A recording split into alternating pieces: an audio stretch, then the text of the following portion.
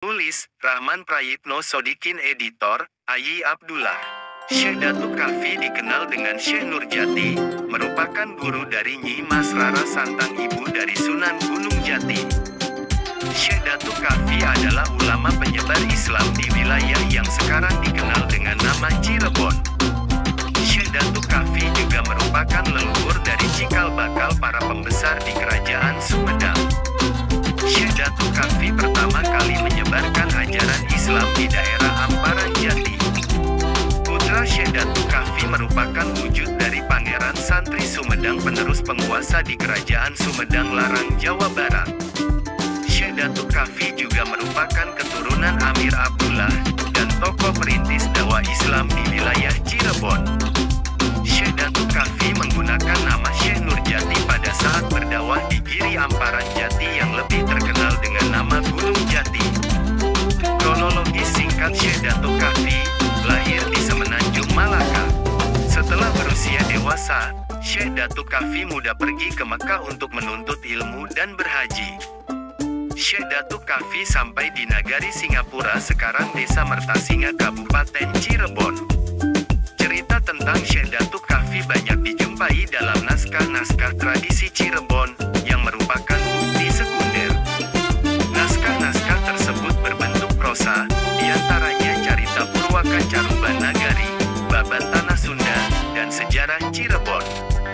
Cerita tentang Syekh Datuk Kahfi juga dapat dijumpai pada naskah yang berbentuk tembang.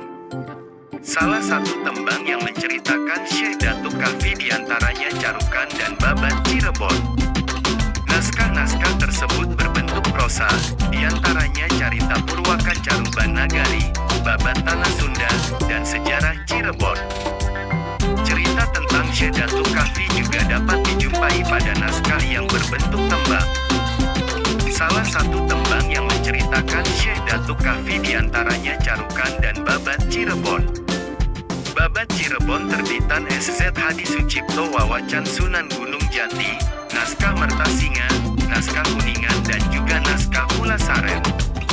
Dari sekian banyak naskah-naskah Babat Cirebon, terbitan Brandes saja yang tidak memuat tentang Syekh Nurjati. Sedangkan naskah tertua yang menulis tentang Syekh Nurjati dibuat Arya Cirebon pada tahun 1706 Masehi. Singkat cerita, Syekh Datuk Kahfi melakukan dakwah Islam di salah satu kampung, yaitu Pasambangan. Dalam melakukan dakwahnya, Syekh Datuk Kahfi menggunakan cara yang bijak dengan mengikuti adat dan budaya yang ada.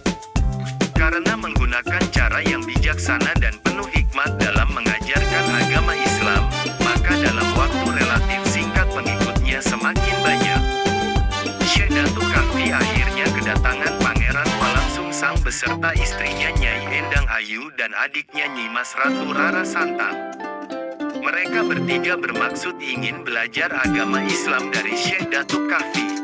Datangnya Pangeran Walangsungsang dan Nyi Mas Rara Santang merupakan perintah mendiang Nyi Mas Subang Larang.